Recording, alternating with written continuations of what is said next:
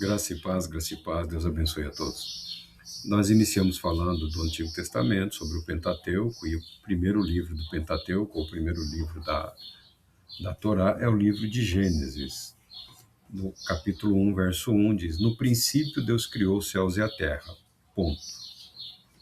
Isso pode parecer algo simples, mas o propósito de Moisés, ao traçar essa narrativa da criação, é a de inserir na mente, na alma, no espírito de um povo que viveu debaixo da escravidão por um longo período, que nada ocorreu por acaso. O povo, a nação, cada indivíduo fazem parte de um plano maior, de um plano estabelecido e executado pelo próprio Deus, tá? Então, o livro de Gênesis descarta toda e qualquer ideia de acaso e coloca Deus como soberano Senhor, soberano sobre os reis da terra, soberano sobre absolutamente tudo o que existe, tudo que foi criado. Algumas pessoas têm dificuldade com isso, tá? Têm dificuldade porque foram adestrados, porque foram instigados, foram estimulados a levantarem questionamentos sem fim. Questionando. Ah, se Deus existe, se Deus é bom, porque o mundo é assim tão mal. Na verdade, Deus existe, Deus é bom e o mundo é mal. E o livro de Gênesis explica exatamente o porquê. Em vários momentos da vida, nós procuramos voltar atrás. E conforme envelhecemos, a nossa memória nos leva a estados emocionais passado como sendo os ideais ou os melhores, né? Normalmente as pessoas se lembram de períodos em que foram felizes. Via de regra, a infância. A nossa geração ainda teve uma infância de brincar, de correr por chácaras, pelas ruas, né, em que havia muito mais espaço, muito mais oportunidade para a criança crescer de uma forma mais livre. Hoje, a sociedade está organizada em ambientes urbanos em que o espaço precisa ser compartilhado por muitas pessoas, então há limitações, há regras de convívio. Mas buscar a origem daquele povo, do judeu, está em Deus. A origem da humanidade está em Deus. O livro de Gênesis trata também do porquê as coisas não vão tão bem. O pecado. O pecado trata da origem do pecado na história da humanidade, não trata necessariamente da origem do pecado no universo. Porque aprove a Deus, na sua infinita sabedoria, não permitir que a revelação ocorresse num desenvolvimento, obviamente, cronológico. Nós estamos falando do livro de Gênesis, que foi escrito por Moisés, tá? Muito tempo depois da criação, muito tempo depois do dilúvio. Então, todo conhecimento acumulado está aqui sintetizado, resumido por Moisés para apresentar ao povo o que é fundamental. Gênesis é fundamental para o cristão? Sim, ele o é. Porque no livro de Gênesis encontra-se a promessa do Salvador, a promessa do descendente que traria a libertação da escravidão do pecado. Você já ouviu, alguns pregadores têm dificuldades e entendem que o relato ele é mitológico, ou fábula, ou qualquer coisa assim. Eu estava lendo um rabino sim. Um rabino que expressa a sua opinião sobre o texto como uma narrativa que não é necessariamente parte da revelação, e sim parte de uma tradição cultural e religiosa de um povo, tá? Então, em todos os grupos, em todos os elementos religiosos, há dificuldades no tocante à aceitação, em termos absolutos, da palavra de Deus como revelação. Algumas pessoas acreditam que, se for estudar alguma área do conhecimento humano, como a biologia, a arqueologia, a própria história, a filosofia, terá um conhecimento aprofundado no tocante à origem da humanidade. Não terá, tá bom? O escrito sagrado, ele é suficiente. Ele é suficiente para a formação da mente voltada para Deus. O conhecimento humano, ele é importante, ele é necessário, ele é parte da própria humanidade. Esse desejo de aprender, essa necessidade de aprimorar, de desenvolver, é algo inerente ao espírito humano, a não acomodação ao estado de coisas. E, ao mesmo tempo, a dificuldade para a superação daquilo que nos é contrário, dos reveses. Por exemplo, o povo está saiu do Egito, está em peregrinação, e volta e meia alguém sentia saudades. Saudade é uma palavra só nossa, brasileira. Alguém ficava nostálgico. Até a escravidão era melhor do que a liberdade com responsabilidade. Você vê como a mente humana pode ser atropelada e moldada pelo ambiente. O maior problema da escravidão não são as algemas, os grilhões ou os açoites. O maior problema da escravidão é a aniquilação da consciência do valor humano, do valor que é inerente a todo ser humano. E Moisés está atuando, está lidando com esse povo, está lidando com todas essas dificuldades, tá bom? O livro inicia o relato da salvação, a origem do mundo, a origem da humanidade e a origem do pecado. A estrutura literária, ela é bastante interessante. Todos os primeiros capítulos, ele segue um arranjo bastante elegante. A primeira leitura, a pessoa pode não absorver muito, mas quando você lê várias vezes, você passa a perceber algumas coisas. E o autor diz o seguinte: o capítulo primeiro, ele apresenta uma estrutura narrativa, uma estrutura literária bastante rebuscada. Por exemplo, disse Deus. Disse Deus.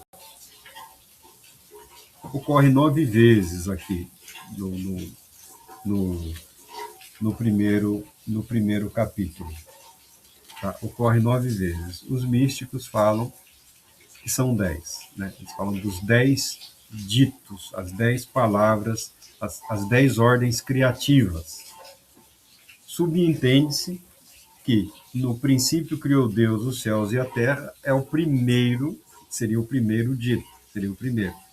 Mas nós encontramos essa palavra introdutória, ou esse anúncio, e disse Deus, ou seja, sempre trazendo para Deus, sempre levando para Deus a responsabilidade pelos eventos que desencadearam a formação do universo, a criação, a formação da humanidade.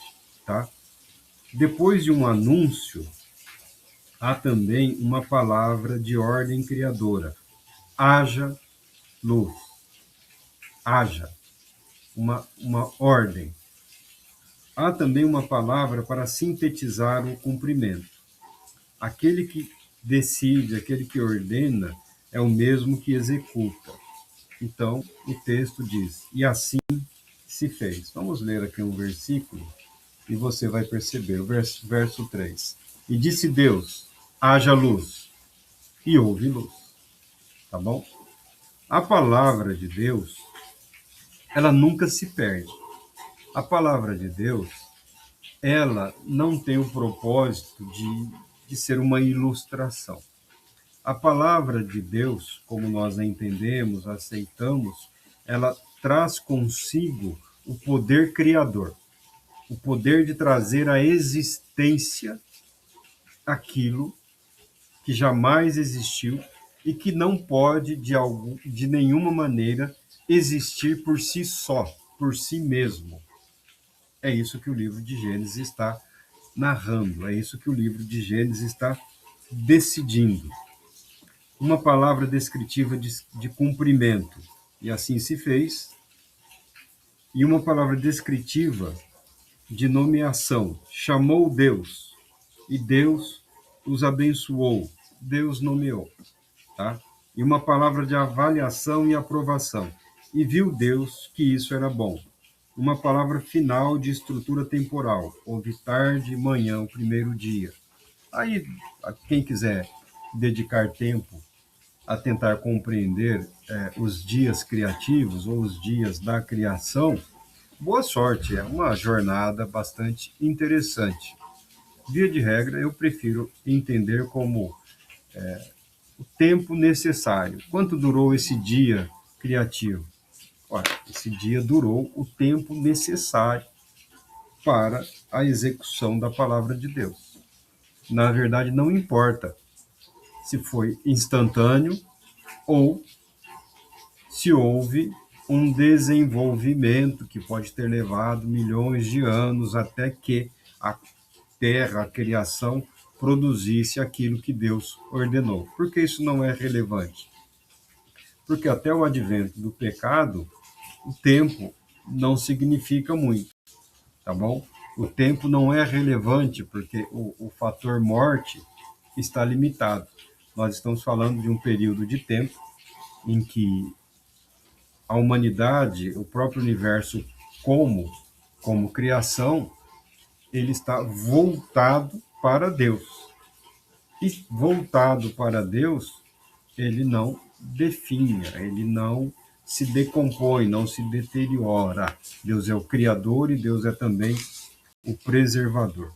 Uma coisa que chama a minha atenção, que é algo que pode ser resgatado no pensamento cristão, é o fato de que a humanidade, quando criada, o relato da criação é acompanhado de aprovação.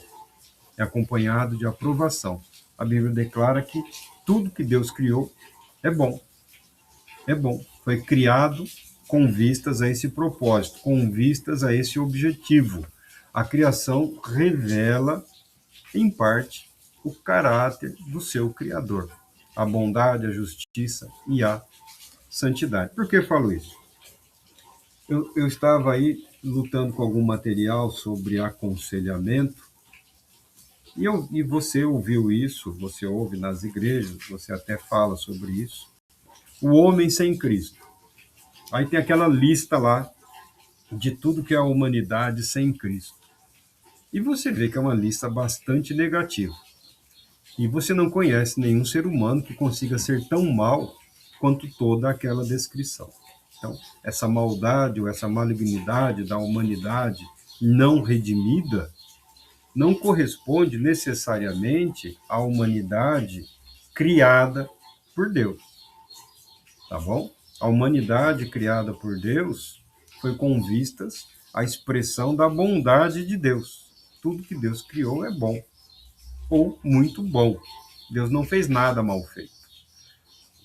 A humanidade, na pessoa, na figura de Adão e da dona Eva lá, era boa, tá? Voltada para a expressão da bondade de Deus. O que aconteceu com essa humanidade, nós vamos usar aí a expressão dos filósofos, né? Potencialmente boa. Aconteceu o pecado. Aconteceu o pecado. O pecado criou aí grandes dificuldades para que o ser humano expresse de uma forma plena e absoluta tudo aquilo para o qual ele foi criado por Deus. A justiça, a bondade, a santidade, a vida para louvor e glória, a vida em comunhão com o Todo-Poderoso Deus. Nós enfrentamos, toda a humanidade enfrenta dificuldades nesse aspecto, mas isso não havia no primeiro casal, que foi criado para expressar a bondade de Deus. sendo parte da criação, como tudo que Deus criou, era muito bom. Você vê também no material de aconselhamento, no material aí de espiritualidade, o homem sem Cristo, lá só coisa negativa, né? Quase que descreve um demônio ali. Aí com Cristo, só coisas positivas. Parece que é um querubim também, né? Perfeito. O objetivo desses materiais é confrontar o primeiro homem que sucumbiu ao pecado e criou um obstáculo para si e para toda a sua descendência, que passa a viver debaixo do pecado, que gera o afastamento de Deus ou a perda parcial, às vezes próximo ao total, mas nunca total, a consciência da presença de Deus na sua criação. O ser humano tem essa dificuldade.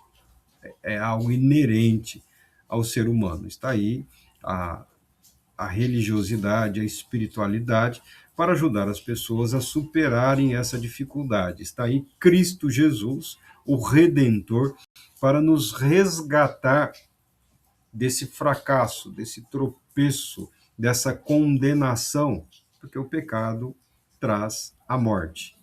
E Cristo Jesus nos livra do poder e da escravidão do pecado. Então há um confronto entre a humanidade que fracassa na pessoa de Adão e a humanidade que é justificada, que é exaltada, que é glorificada em Cristo Jesus, tá? Todos aqueles tópicos que você vê lá, não é um super cristão, não é um super homem, não é um homem superior aos demais. É uma referência à humanidade de Jesus Cristo, perfeita e aperfeiçoada na existência humana, na morte, na obediência, na servidão, no serviço a Deus, e na exaltação, que vem na ressurreição, na exaltação e na glorificação. Como nós participamos, nós cristãos participamos pela fé da humanidade de Cristo Jesus. E o Espírito Santo é aquele que atua no espírito humano, garantindo que nós cresceremos em semelhança a Cristo Jesus por toda a eternidade. Tá bom? Via de regra, é o mesmo ser humano. Via de regra, são as mesmas dificuldades, mas quando você consulta a sua consciência, a sua mente, o seu coração, o seu espírito, a certeza de que Deus é bom, de que Deus é justo, de que Deus é santo, e principalmente de que Deus é fiel, repousa na vida daquele que crê. O descrente, via de regra, ele busca respostas e auxílios naturais para tudo aquilo que ele enfrenta e que ele vive. Não que o cristão não deva buscar respostas na humanidade, no conhecimento, no trabalho, na vida, para as suas aflições. Nós estamos falando de um estado de espírito, de um estado de mente consciente de Deus, voltado para Deus, e outro, ainda que consciente, mas dormente, ou seja, dominado pelo pecado. Ainda que a vida desse pecador aí seja uma vida boa, uma vida tranquila, tá bom? Independe da condição social, econômica, política. É uma renovação, é uma regeneração. É o que nós chamamos de nascer de novo, cujo sinônimo nos textos do Novo Testamento é ser batizado no Espírito Santo, quer dizer, estar debaixo desse poder, dessa autoridade que resulta numa consciência de que existimos para Deus, de que vivemos para Deus. A nossa vida não ocorre como consequência do acaso. Foi tudo pensado, foi tudo planejado e executado de forma bela, soberana e amorosa. Agora, quando nós experimentamos isso no nosso viver, aí as nossas emoções, os nossos sentimentos, eles entram muitas vezes em conflito com esse estado de consciência, né, que é a consciência que nós chamamos de fé, de espiritualidade, de comunhão com Deus, tá bom? Às vezes, nós falamos de Deus justo, santo, que conduz de forma soberana as nossas vidas. Alguém pode dizer que Deus não está sabendo como, como dirigir, como conduzir, né? Pelo que nós vivemos, pelo enfrentamento que temos em relação à consciência do pecado. Consciência essa que é ampliada na vida de todo religioso. Uma coisa que é ampliada na consciência da pessoa que busca essa vida, essa vida espiritual, é a consciência do pecado, tá bom? Que não é um problema, não é um obstáculo, na verdade é um estímulo para as decisões que nos conduzam ao caminho que agrada a Deus. É que algumas pessoas ficam paradas ali, né, pasmados, né, assustados, deprimidos, magoados, revoltados. Mas esse estado de consciência ele é muito importante, porque ele não só pode, como deve ser tomado como estímulo para fugir ao pecado ou para resistirmos ao pecado. Os autores aqui, quando falam do livro de Gênesis, de todos esses belos inícios, eles apresentam o relato da criação como fundamentado em Deus. E tem sido um desafio para todo mundo permanecer fiel a esse relato. Se tirarem de nós o livro de Gênesis, se tirarem daqueles que creem a verdade de que a humanidade partilha da mesma origem, não só o primeiro homem e a primeira mulher, mas tem sua origem no plano eterno de Deus, certamente o cristianismo sucumbirá, tá bom?